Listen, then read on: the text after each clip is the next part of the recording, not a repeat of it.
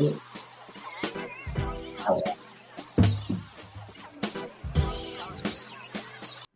right, that's enough of that. Hi. Hi, how we doing tonight? That Fantastic. was I was halfway through the first set and I was like, I really want to talk with Ryan about this. And microdose is an open invitation. We might even go long tonight because we're going to try to hit on both nights. And I've been so amazed, Ryan, at just Rick, how well he fits in. It seems like he put his game at another level. Like he knew he was on a bigger stage than normal. Yeah. I don't know about, like that much crazy beyond where he normally is, but he's definitely been, absolutely killing it this weekend, tonight, especially, I think. We heard on the first night during the opening, Here Comes Sunshine, like a little bit of hesitancy, kind of like, okay, it's the first song, settling in a little bit.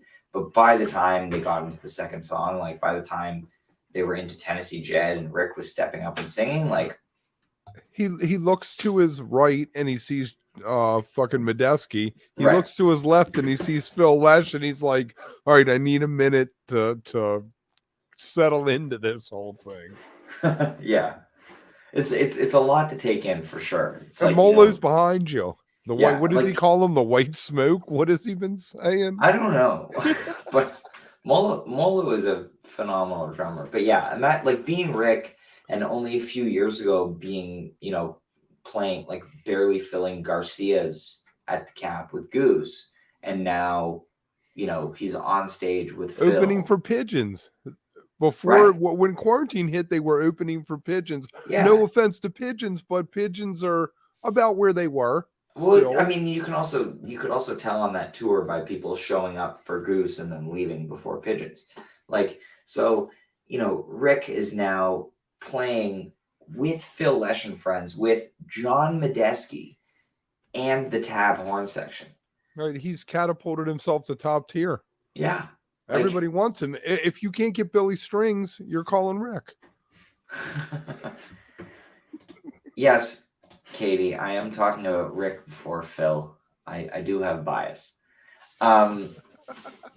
It's a bigger deal that Rick is on stage than Phil's on stage. But, we can talk about the first night first. I thought the first night kind of, run through the set list there. After Here Comes Sunshine. So Here Comes Sunshine, Tennessee Jed, Big River, Dancing in the Streets, Scarlet, Dancing in the Streets, and then Fire. The meat of the set was dancing to the end. Yeah.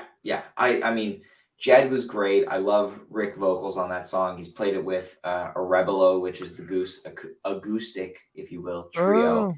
With Rick Beer I did not know that. Yeah, they've done that a few times. And so I've heard him sing that song before. His vocals sound great on it, and his solo was great. Why has he gotten all Europe 72 songs? Brown Eyed Women tonight, Tennessee Jed last night. Well, he got Ship of Fools, Broke Down, so it's not all. I do think, and he got Scarlet. So he did get Scarlet, not all Europe 72 songs. All right. He got some of those Round Records years. Grateful Dead records. Yeah. But I love the way, he sounded on Jed. Big River was fun. And then dancing with, Jen Hartswick. That was fantastic. Destroying the vocals there. I will do that every day of the week. They deserve an MVP.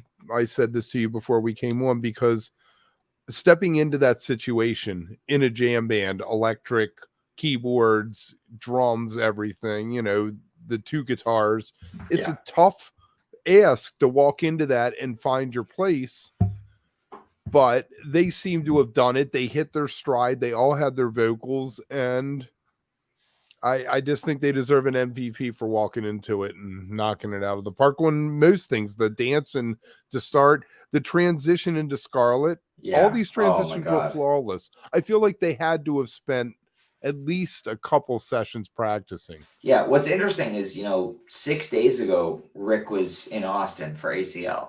So they can't have had that much rehearsal time unless he flew directly to New York and was immediately, rehearsing. For Wednesday, Thursday, they rehearsed. So I'm sure there was only a day or two. Someone made a joke that, Tennessee Jed last night was the first time that Rick had ever heard, or Phil had ever heard Rick sing.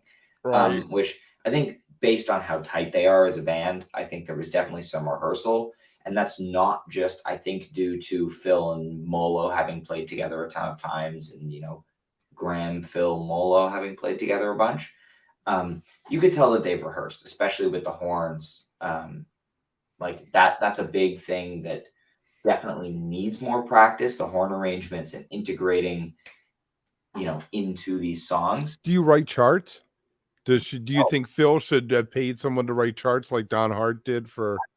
I'm sure they have horn charts, and I'm sure it's also, they're not grabbing 3 random horn players. These 3 people Work together and tab together. They're a unit, right? Yeah. I think the 3 of them have been the tab horns since They're 2012 the first. or so. They're what you deploy. You deploy them first because they're your best tactical unit. Yeah, exactly.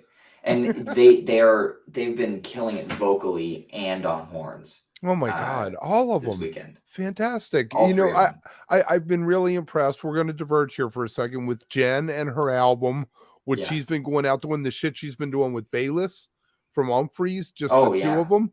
The cover of Life Boys. I never realized pre-quarantine her prowess with singing.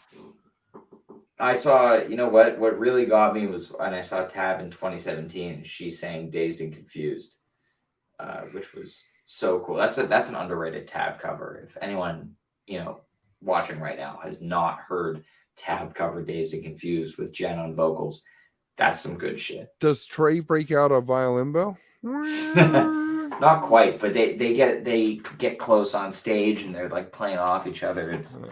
That's always weird to me when bands do that. I'm like, you're being a little too friendly. But anyway, back to the second set. What the second set? The first night. So "Ship of Fools," that's another song I've heard Rick play with Arebelo a bunch. Not used a his fan. vocals on it. Not a fan. Really? I think it's the weakest tune on Mars Hotel, even behind "Money Money," which is a horribly sexist tune. But I mean, I like Rick's vocals on this tune. I think he really makes it sound great. It was great. And then Cassidy, Graham and Natalie singing that one. Yes. Was nice. Where are you with Graham's vocals? He's better than his dad. He loves it. He loves singing, but I'm not 100%. Yeah, I'm not 100% sold on Graham Lesh. I'll tell you that. There you go. But it was great. I think for sure. But these 2 songs, not something you normally see early second set. I don't think. Right. But then we finally start getting into it. Saint Stephen onwards. Saint Stephen, and then really hoping for the 11, and then we got the 11, and then into Dark Star, and then the other one, and then did back they do into both Dark verses? Star. Was it both verses or just one? They did one verse, other one, second verse. So tomorrow night we'll get the second verse. We got the second verse last night. Oh, they did? Yeah. Okay. It was one verse of Dark Star, then both verses of the other one. Okay, and then Dark Star. It was a very short other one.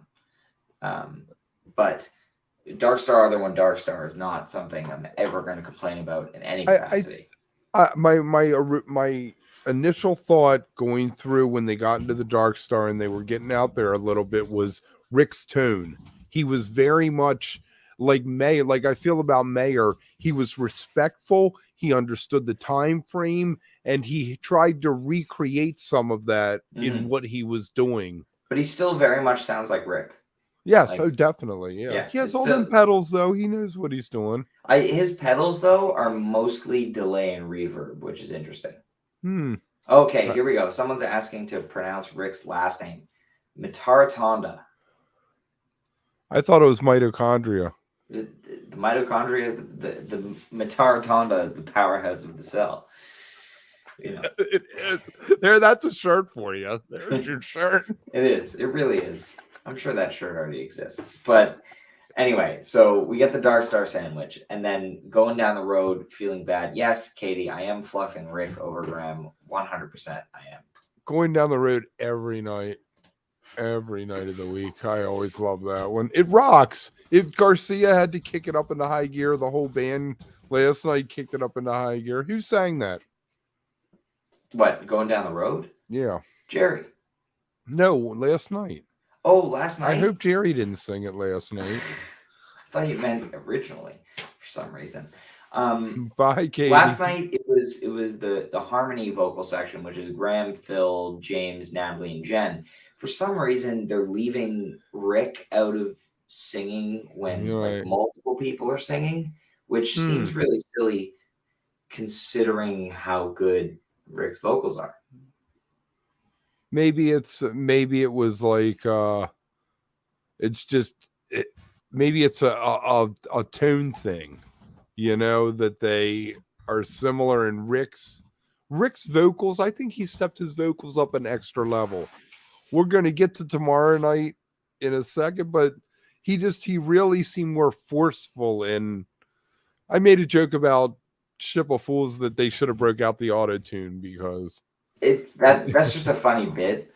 In reality, Rick uses the auto tune on like 3 songs. Right, I know. So it's like it's not as prevalent as some people make it out to be. But Go Down the Road was great. Always a fantastic. And then tune. Bid You Good Night ending, they always did. So singing the song.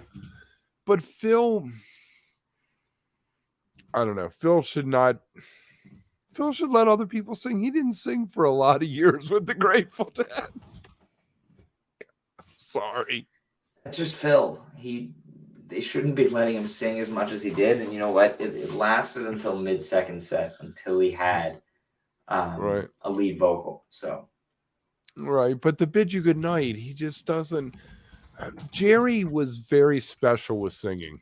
Jerry understood musicals and cabarets and that kind of, singing. He knew how to phrase a song. Nobody phrases songs like Garcia, and it kills so many of them. And we will get to that in a little bit quicker. We're not talking about Jerry here with all. But for me, when I listen to it, that's what I'm. There are certain Garcia songs I want to hear sang the way he sang them. Like if you heard a Sinatra song. But I think Rick does a really good job. Oh, he does. He did. Broke Down. He does. I may have cried during Broke Down last night. Not me, but I appreciate that. It's you know what? Goose played Broke Down once, Legend Valley, 6/18/21. But last night, hearing Rick sing it again and with the tab horns on backing vocals, oh man! Wow, came to play here with the hot takes. Graham over Jerry. Oh boy. Ooh, that's hot too. That's a very hot take. I mean, obviously, I don't agree, but let's move on to tonight. Let's talk about tonight a little bit. Tonight, yes. So, Bertha opener, nothing crazy. Graham sings. Bertha's a good opener. It's a rocker. It's what you need in an opener. Yeah, and then we get into Althea. This was something that people were talking about, waiting for Rick to sing. So, Mayor versus Rick. Okay, so here's the thing with that. Obviously, like recency bias a little bit. I'm gonna go with Rick, but yeah, someone brought up a good point. Like this has kind of become Mayor's signature Dedico song. Yeah, exactly. And thinking back to him playing it, like he really does a phenomenal job. So, I mean, I can't go off of one version versus 6 years of playing it. Althea is his origin story. That's what he says was the first song he heard, and he went out and bought the album because he liked the song. Yeah. And the next thing you know, he met Bob Weir, and then he's Dead and Company, Yeah. But yeah, Rick did an amazing job tonight. Great soloing as well. Medeski on this one, Medeski really stood out tonight, I think, more than last night. He was much more pronounced. Well, I guess second set last night is when they bumped him up, but tonight he was more pronounced in the mix. It was his whirly work tonight. Really amazing stuff. Like he killed it on that electric piano tonight. Oh my God! Several times I was like, "Yep, swinging for the fences there, aren't you?" Mm-hmm. Althea was great. I really enjoyed it. Masterpiece kind of caught me off guard. Not a song I was expecting them to play this weekend. See, now here's a time where Phil should have said, "Let me sing a song and done Tom Thumb Blues if you're going to throw a Dylan tune in the middle of the set." Because I always loved Phil singing that one because the lyric suits him. You know, about my drummer dosing me and I'm going back to San Anselmo because I've had enough. And it's the grumpy old man song. It fits him perfectly. That's fair. All right, what do we do next? Then we got into gone. the meat of it. He's gone. Yeah, he's gone at the Cold Rain and Snow. He's Gone was fantastic. You know, I will say not 100% sold on the high harmonies in the chorus there. Right. But sounded really good with everyone else. Loved Natalie getting sterile. a lead vocal. It was the way the Dead used to do it. Bobby would go off onto a tangent, Brent would, you know, that kind of thing. It seemed like it was very charted. This is how we're going to do it. Let's practice it this way. And yeah, well, I loved it. I'm good with it. I'm good. Don't call me a hater. Oh, no. We got this guy still hanging out. Yeah. And we got her still hanging out. Oh, there we go. Thank you. We love you, GM. All right. So where were we? So he's gone. Oh, the transition into Cold Rain and Snow was one of those. I didn't see it coming. I turned my head and I was like, oh, we're playing another song now. I love when those moments happen. It was really good. And, you know, Chop on Twitter made a comparison. You know, this Cold Rain and Snow for Rick was like the alligator for Trey in 99, those Phil and Friends shows. And I think so far this has a good case for you know, it being Rick's best performance where he just absolutely lets loose. Fun fact, Goose has played Cold Rain and Snow once in November of 2014.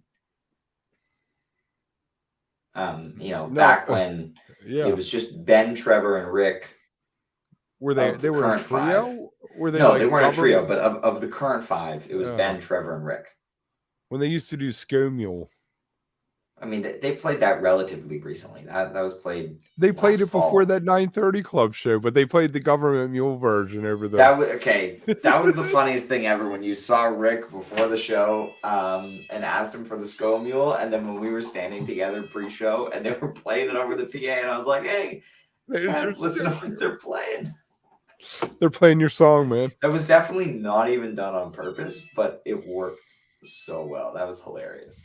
My cat's hungry, apparently. We got a new cat. It has many names, so I call it Cat. What? Oh my God! Weekend Walk. Somebody bought a super sticker. That's so kind of him. Oh, look at that! Hey, party time! It's trying to remind me to say, "Hey, you can buy super stickers." Wow. There you go. All right, so we're out of the first set. Let's get through this second set. Whoa. Okay. We can't just jump from Cold Rain and start the second set. We have to talk about this Touch of Grey with James Casey on vocals.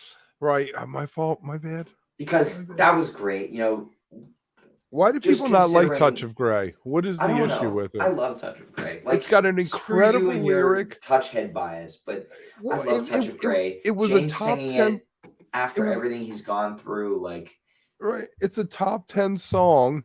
It went to top 10 because it's a hell of a hot little tune. I mean, it's fantastically written. It's got a great lyric. It's upbeat. It was perfect for 1987. Yeah. Hey, another super sticker. There. Oh my God, Funky Witch. Oh, she's trying to up it. So can anybody go above $1.49 super sticker out there? Do I hear $1.50? Do I hear $1.50 for me? Oh my God!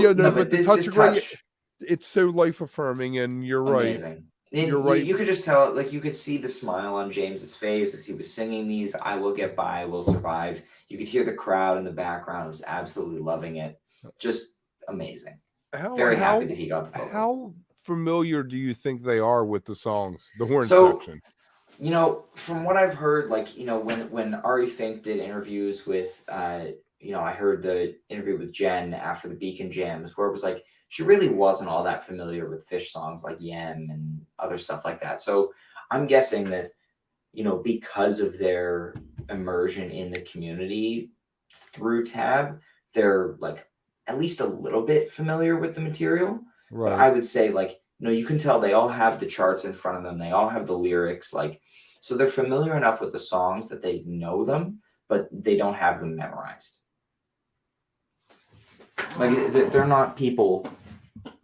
They're not deadheads, I would say. Right. Oh, definitely not. They are, because of the fact that they're playing here right now. But And that's as we get into this second set, that's gonna be part of my problem with some of the songs that we did. So where are we? So second set, China Rider. Yes. China Rider. Fantastic. I tell you what, Bobby picked to do that with the symphony when I saw him a couple weeks ago at the Kennedy Center.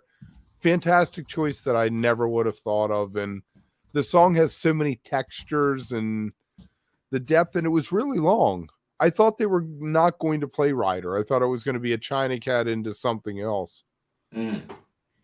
Tonight's was great though. Like solid tunes. No, I'm saying tonight's I thought was going to go somewhere else. Oh, interesting. I figured like it's one of those runs where it's like this kind of lineup where they're not going to do crazy, interesting set list stuff. Like I feel like stuff like China Rider and then Wheel, Terrapin, Do, like it's pretty standard stuff. I wouldn't say He's Gone, Cold Rain and Snow is standard at all, but some of the more iconic pairings of Grateful Dead songs are going to stay together. Like tomorrow night, I think Help Slip Franks and Estimated Eyes are pretty much locks.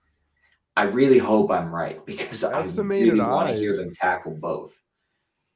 I just want Help Slip Franks to happen, and I want Rick to sing Eyes. Right. How do you feel about Bobby's still around and Phil does the Bobby tunes? You think they're fair game? But does Bobby ever play Box of Rain? No. Does he? He doesn't? I don't know if Dead and Company ever has. Maybe O'Teal has sang it or something. 100% they've done it. And Bobby probably does it. But regardless of that, Bobby sings all the Jerry tunes. So why does Phil Jerry's fair game because he ain't around to sing them. Yeah, but I think it doesn't make sense to disqualify all of the Bobby tunes because Bobby's not there. Not often. Okay, but does he play it? Ooh, playing Uncle John's Band also on the table for tomorrow. There's a lot on the table for tomorrow. But I really hope, they don't end this weekend without the Help Slip Franklins or without the Eyes. I want Rick to sing Eyes, man. Right. Now what happened was we did the China Rider, right? Yeah. Then we hit what? Brown Eyed Women? Was that next? Yes. Okay, so my problem is Brown Eyed Women is the first song set because it has a beginning, a middle, and an end. Yeah. Even listen, if they're not J-Rad. They're not jamming Brown Eyed Women for 15 minutes like J-Rad might have done. So it seems clunky there. Fun fact, if anyone is looking for a cool jammed out-ish Brown Eyed Women, 11/25/19, the sound check circulates. There's a jam Brown Eyed Women, New Minglewood. Fantastic. Okay. We'll have to look into that. Yeah. But yeah, this Brown Eye was great. I love hearing Rick on vocals on Dead tunes. Love the Brown Eye. But, they've been killing it with what songs they're giving Rick lead vocals on so far this weekend. This one was a great pick. It's my favorite. It's my favorite Europe 72 song. Yeah. I count like Ramble on Rose, Mr. Charlie, He's Gone. What was the one they did? Tennessee Jed. Yeah. They're all the Europe 7. All the new ones that showed up. I hope we get a Rick, Mr. Charlie tomorrow. Interesting. That would be not. I would pick Love Light for him to do because he's done that. Well, yeah, he's done that. Yes. I'm gonna keep mentioning Rick, Katie. There's nothing you can do about that. So we get to Birdsong also on the table. Oh man, so much on the table. There's so much. It's a huge table. They better play 3 sets. Was Terrapin next, or was there something else before Terrapin? Wheel, right? Which had a nice jam in it. Interesting. For sure. Wheel was great. Phil really likes singing Wheel. Yeah, which that's fine. No, it isn't. I'll let him sing some stuff, I was worried about him singing something like John Medeski knows not to sing. John Molo. I'm not going to sing tonight. Phil's been singing for 57 years. No, he didn't sing for a long time because his throat. They told him if he kept singing, he'd lose his voice. We should hire a doctor to tell him that again. To tell him again. All right, we're going to hell. Speaking of Phil and Graham singing, Terrapin. Yes, which was no bueno. I do not think, at least musically. Musically they nailed it, but I don't think anybody but Jerry should be singing Terrapin. It's my off limits song. Just leave it be. If you want to do a jam at the end, good for you, but don't sing it. I'm sorry. That's fair. I mean, I would have liked to hear Rick sing it, or James, or some of them. I think they could have done. Or the girls. Job. Yeah, I don't share your opinion that nobody except for Jerry should sing this song. Like, I was not happy. I was at the Fish show where they did it. Yeah, and I walked out skeptical. I was not sold. You were one of the curmudgeons who you were. I was a curmudgeon. We were leaving when they started the encore, and then I ran down into the pavilion. Well, okay, yeah, but like if you're like walking out and then you hear Trey start Terrapin, like how do you react to that? To sell, right? I ran back in. I did. Yeah. Oh man, two have been there for that. It's fantastic. Oh. But so out of Terrapin, we get Do, more Graham vocals. It should have just been Jen singing it. Because Donnie, what was her name? Bonnie Dobson, the woman who originally did it. It was a woman. That makes the lyric that much more poignant for me because it's almost motherly. It's matriarchal as opposed to a guy walking around in the world after a nuclear war. Yeah, that's fair enough. But I mean, it's still Morning Dew, so still great. Another great Rick solo. I found that he's been keeping the gain a little lower on his guitar. Like sometimes with Goose, he'll really like take off and rip. But it's been a cleaner tone. I think he's staying truer to Jerry with a lot of his playing this weekend, which is interesting. And then after Do, one more Saturday night. I love it. Rick has played with Goose. Yeah, Goose plays that once or twice a year. But people poo-poo want it because they always do it on Saturday night, but whatever. So they're going to play it. It's 5 minutes.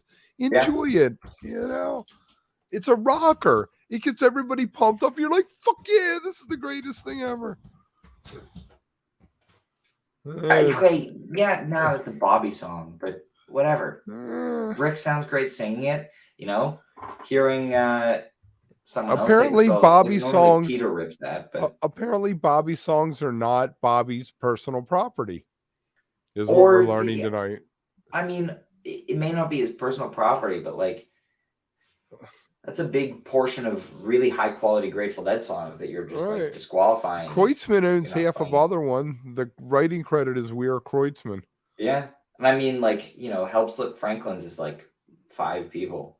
Right. It's Weather Report Suite. I would be down for a Weather Report Suite tomorrow. Oh, I think it would be probably a Let It Grow. Oh, and that idea. Picasso Moon. No, I like Picasso Moon. No, Movie Ooey coming tomorrow. Movie Ooey. And so after that, what was the Johnny Be Good. It was fun. I'm not 100% sold on the Johnny Be Good encore. I never liked the Dead doing it. It was like a cop out. You know what? I don't hate the cover, but you're only getting 3 shows with this lineup, and you got to make every moment count. Like, I don't think Johnny Be Good was the right call here for a 1-song encore. No, for the Saturday night show. Like, give us Ripple here. I don't know, just throw any song here, but an original. What are your top 3 if you were doing bingo for tomorrow? Okay, well, Help Slip Franklin's. That counts as one. Yeah. Eyes. I mean, Let It Grow is a great pick. I really want to hear Rick sing They Love Each Other. I think he would do an amazing job with that. Oh man, off the top of my head. What else haven't they played? I want a Chain. I really want to hear Rick get that funky, icy middle section of that song where it breaks down and it's different time. Fair enough. signature. Hang on. I'm trying to. Estimated would be fun. Something in a weird time signature. Estimated Jack Straw. I think they'll play. With who's doing the vocals? Because you need 2 vocals. Okay. Realistically, like Rick and one of the Graham. tab horns. Or sorry, I'd like Rick and one of the tab horns. Realistically, Graham and Phil. Oh no, Rick and Graham at least. Sugar Mags, maybe, if they're playing the Bobby tunes. Yeah, it might be big. You never know. Truckin'. A lot of Bobby tunes on that table. Yeah, I'm looking. Deal would be great. Right, and the Bird Song, like you said. Bird Song would be awesome. You know, Samson, maybe. I know Stella? That's a Bobby tune, but it's would you cover. Do Rick singing Stella? Yes, I think Rick just kills Jerry ballads. Or a Wharf Rat. Wharf Rat would be good for sure. You know, obviously, you know, you mentioned the Love Light. That could definitely happen. Oh, I think the Love Light's a fucking 5-star lock. I think Half Step fantasy league. I think Half Step, just because of how consistently Rick kills that with Goose. What? And with that, we're going to I'm gonna find my way out of here. We love you all. That's it. We want a half hour. Hey, come on here.